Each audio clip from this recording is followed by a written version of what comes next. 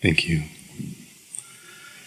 I am working on meditating and getting to the quieted place of my mind and receiving inspiration and knowing that it's coming from source energy in my daily life. And my wish is to be in such alignment that I know without a question, without any doubt, that I'm getting that guidance, particularly with my patients that I'm working with. Well, we've been talking about this with some persistence for a little while. And we've been saying to you that until you actually sit and quiet your mind and actually feel that sort of swooning detachment, then these are just words that don't mean anything to you and you're not getting much from it. You got to do it.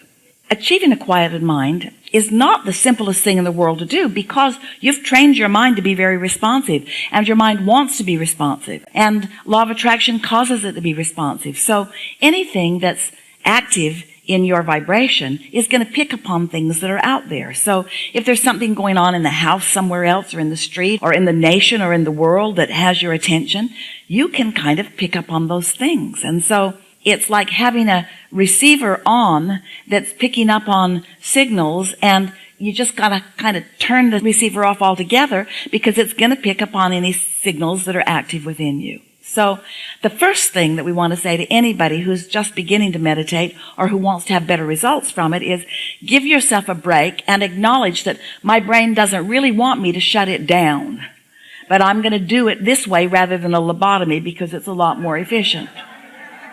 So I'm just going to quiet it. I'm not shutting it down. I'm just quieting it. I'm quieting it because I want to redirect it to some higher frequencies. And it's easier to have no thought than to change your thoughts. It just is. It's easier. Let's say something's really been bothering you and you decide to sit to meditate. Well, while you meditate, you're just going to brood about it.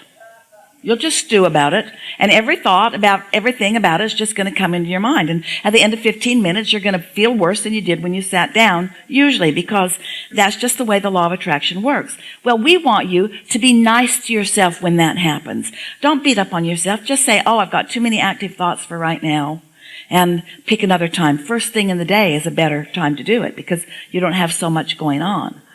Esther doesn't answer emails. She doesn't look at her phone. She doesn't want anything to disrupt what's going on. She wants to quiet her mind. So then, when you sit to quiet your mind, find something to focus on. In this room, listen. So there's a motor on something that sounds a little bit like a cricket. Hear it? Maybe. And then there's another bigger, more robust motor that sounds sort of like a ship engine, yeah. Something like that. Mm-hmm. So you can pick anything you want. Esther usually picks the sound of some motor in her house and fixates on it. And sometimes she has to bring her mind back to it 20 or 30 or 40 times because her mind doesn't want to focus on that boring thing. Her mind wants to focus on other things. But as she keeps coming back to it and back to it and back to it and back to it, not beating up on herself, just refocusing and refocusing and refocusing, eventually she'll feel that feeling of no thought, that feeling of alignment. A lot of people have used meditation for a lot of different things. And we are not in disagreement with what anybody wants to do about anything like that.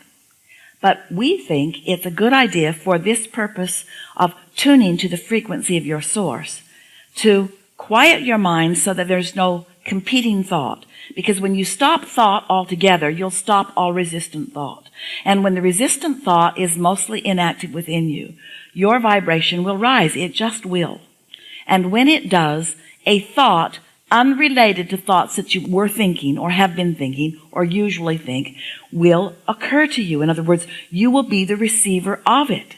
Now, the thing that we like so much about this method of this is that the thought will be a thought that's not hard for you to understand. Esther laughs when it's a thought about moving furniture or when it's a thought about going somewhere or eating something because She thinks those kinds of thoughts all the time too. But there's something about the enthusiasm with which that thought comes that helps her to know that it's a thought that's coming from another frequency. It's a thought that she's receiving, not a thought that she's thinking. And that's the only question that we want you to ask yourself.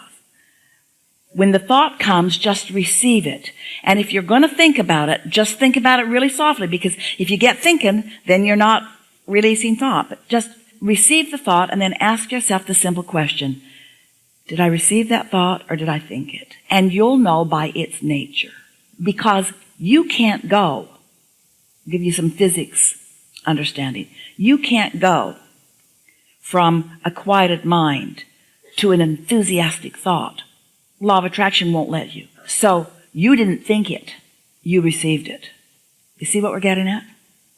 Now, can you understand why we are saying to you, it's easier for us to teach you to quiet your mind and have no thought and then receive a thought that we're offering than it would be for us to talk you out of the thoughts that you're thinking and talk you into the thoughts we're thinking.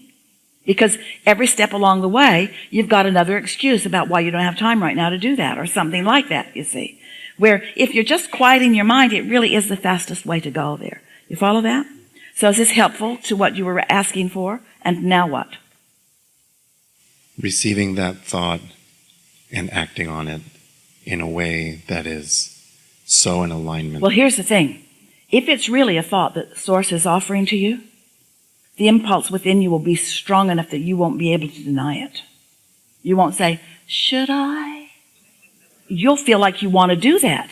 You'll feel like, that's a really good idea. And often what you'll say is, this is the best idea I've had all day, or all week, or all month. Well, it's not an idea, it's an idea that we're having together.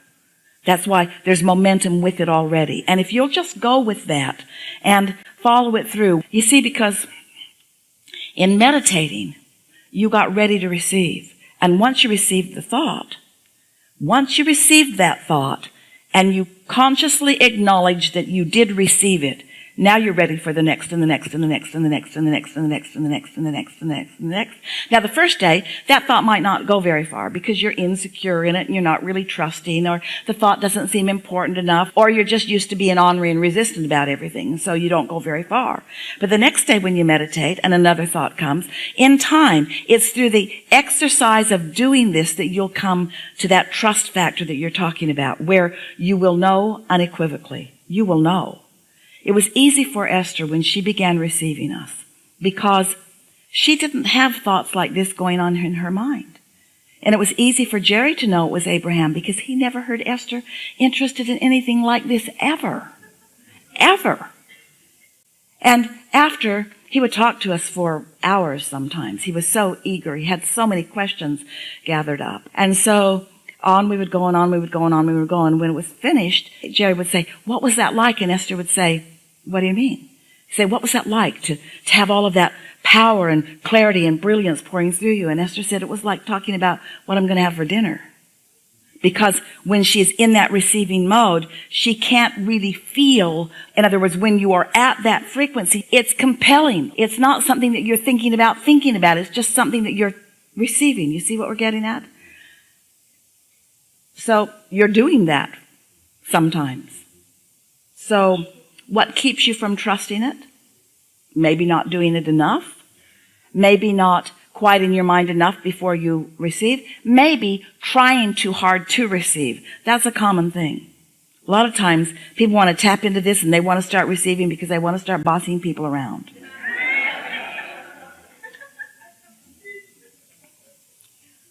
I think that in the receiving of it and the feeling of receiving of it and the feeling of being so in alignment and going from that thought to the next thought, what is the thought of even expanding even beyond where I am now? How can that lead to the next? We want to extend this conversation just a little bit. You may have heard us talking like this before, but this is a good opportunity to take it beyond what we have discovered together before. So we're talking to you about the receiving mode and about you've asked, and what you've asked for is in the vortex, but it's a vibrational version. And now you're looking for ways to bring it from vibration into your manifested reality? How can I get the money out of the vortex and into the bank? How can I turn these thoughts to things? How can my life reflect the reality that I've been asking for? How can I stop noticing the things that aren't happening and start feeling the things as they are happening? How can I start enjoying the evolutionary process rather than wanting it to manifest and then find it? How can I have fun in this process? And so we've been using some terms like turning thoughts to things. You witnessing thoughts turning to things. It's so delicious.